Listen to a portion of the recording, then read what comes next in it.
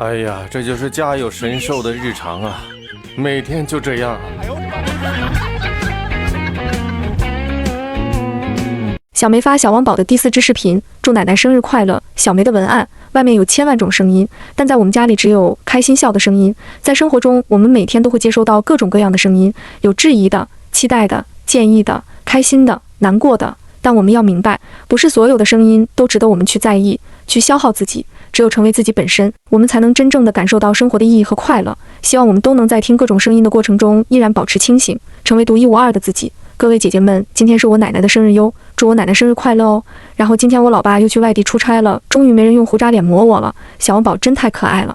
在我看来，小梅这段文案其实就是在回应外面的舆论。4月7日，兰姐68岁生日，我去看了一下，几乎没有什么真心祝福的内容，大多数还是在带节奏、抹黑、唱衰，这种氛围确实让人不太舒服，所以他才会说外面有很多声音，但家里只要开心的声音就够了。这其实是一种很清醒的选择，就是不被外界情绪牵着走。从这个角度看，这个家庭里不管是做媳妇、做婆婆，还是做老公、做企业老板，都不容易。在被不断放大和解读的环境里，很容易被标签化，甚至被说得很夸张。但真实的情况往往没有那么极端，只是那些理性、温和、默默支持的声音不太容易被看到而已。兰姐在社交平台晒出了大家送给她的鲜花，也分享了一段很有个人态度的感慨。她说：一辈子坚强的女人真的是坚强了一辈子，我觉得挺好的。为什么不坚强？为什么要脆弱？为什么要获得别人同情你？对不对？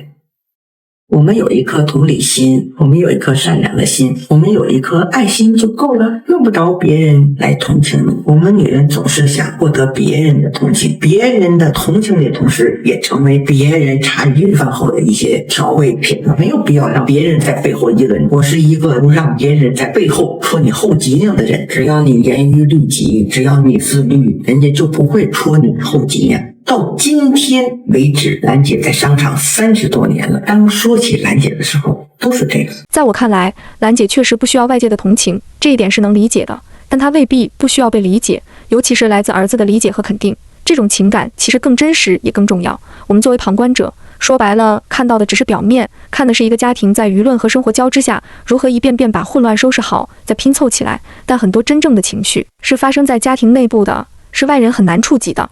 所以我会更希望她在家人面前不一定一直要做那个很坚强的妈妈、奶奶和婆婆，有时候适当的示弱，被理解、被照顾，其实也是一种关系的流动。当一个人愿意放下一点我必须撑住的状态，反而会让家人更有参与感，孩子也更愿意去承担和回应这种情感。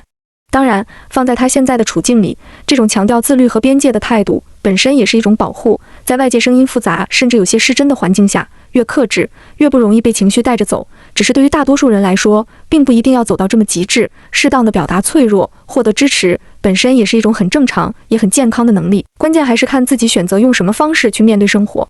最近看到一个关于兰姐的新闻，说她早年在纽约拍下的2幅名画被美国法院裁定查封。这件事情的背景其实是一场持续已久的债务纠纷。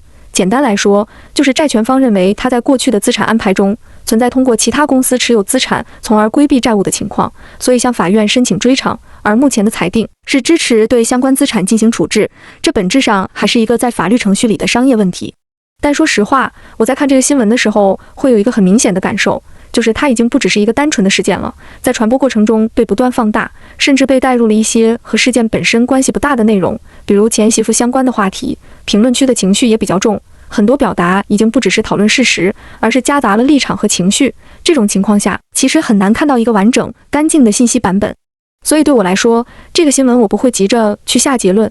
一方面是信息来源虽然多，但内容在反复转述中已经有偏差的可能；另一方面，这类事情本身就属于法律和商业纠纷，它有自己的节奏和后续发展，不是1-2篇报道就能完全说清楚的。兰姐在直播中对此是这么说的：您问我画哪去了？您问我所有的啊，咱们现在就丢什么都不能丢掉人品。这粉丝啊，为什么粉你啊？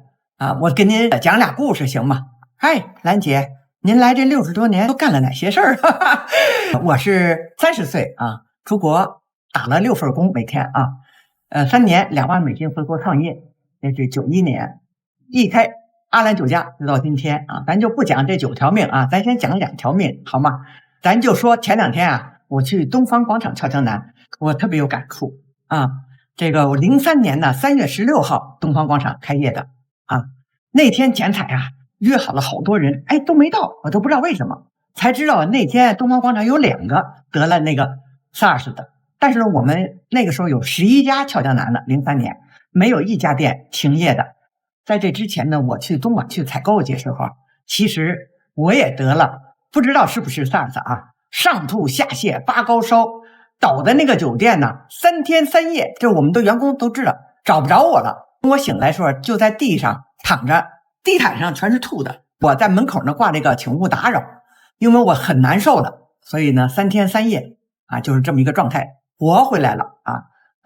那再讲讲我们这个上海延安中路881会所它是怎么开业的啊？当时呢是我去印尼大海啸的时候，我正好刚刚到，就是因为省钱啊，没住在海边，住在山里去了，就逃过了这一劫。但是呢，我也把这些材料，这些装饰材料呢，全都12集装箱扛回来了啊，装修了。所以呢，我们这个行业叫琴行，来不得半点的虚伪。通过这2个故事啊，这简单的给您讲一下啊，这个行业就是踏踏实实、如履薄冰、身先士卒，就是要敬业，每一点一滴都不能放过。从早上收验货200多个产品，到晚上盘点，方方面面啊，365天无休。视频太长，您也嫌啰嗦多了啊。我的9条命啊，这个书里讲的，您问我画哪去了？您问我所有的啊，咱们现在就丢什么都不能丢掉人品，信什么也不能丢掉信誉，成什么也不能成为那个失信的人，是吧？所以说呢，兰姐啊，问心无愧，白手起家，42岁创办了俏江南，62岁代言了麻六记，这就是兰姐的精神。一次次的啊被资本剥夺，一次次的又站起来，为什么？因为天道酬勤，天道助人，离地3尺有神明。所以说呢，咱不听那个诽谤，不听那个造谣，不在乎，拉了股票咱就不种庄稼了吗？对吧？这是兰姐常说的一句话。但是有时候你要会知道，这个谎话说1000遍就是真理。现在自媒体时代，所有的这个黑粉可以颠倒黑白，胡诌乱诌，编故事。所以说兰姐呢也要呢在真故事、真女人、真干的情况下，因为实业对社会的贡献就是培养社会的栋梁之才，推动行业的进步。所以说呢，我们这个行业叫琴行，但是解决就业最大的一个行业，最少2万亿啊！农林牧副渔我们在终端，所以说我们这个行业真的是啊太不容易了，我们行业要加油。所以这2个故事说明什么呀？说明兰姐坦坦荡荡，你再诽谤，你再造谣，你再污蔑也没有用。兰姐今天还是白手起家，还是呢兢兢业业，还是呢没有欠社会1分钱，没有银行1分钱贷款，没有欠任何人的债，好吗？